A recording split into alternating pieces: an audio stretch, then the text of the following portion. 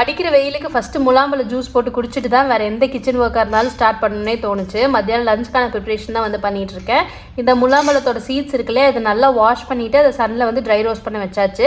So நம்ம வந்து dry roast பண்ணி எப்பவும் போல் வந்து யூஸ் பண்ணிக்கலாம். நட்ஸ் எல்லாம் யூஸ் பண்ணுறோம்ல அதே மாதிரி. இஞ்சி பூண்டு பேஸ்ட் வந்து தீர்ந்ததுனால அதையுமே வந்து எக்ஸஸாக அரைச்சி வச்சாச்சு. அந்த பூண்டோட தோலை மட்டும் இப்போ ரீசெண்ட் டைம்ஸில் வந்து கலெக்ட் பண்ணிகிட்ருக்கேன்.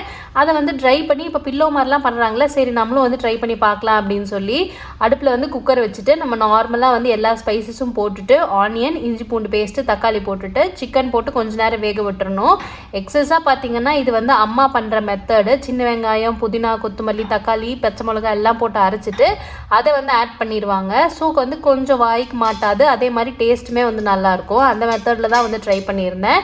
சீரக சம்பா அரிசி யூஸ் பண்ணி தான் வந்து இன்றைக்கான பிரியாணி வந்து ரெடி பண்ணியிருக்கேன். ஸ்பைசஸ் எல்லாம் போட்டுட்டு புதினா மட்டும் கொஞ்சம் ஜாஸ்தி பண்ணதுனால அது ஒரு க்ரீன் கலர் மாதிரி இருந்துச்சு. மற்றபடி ஃப்ளேவர்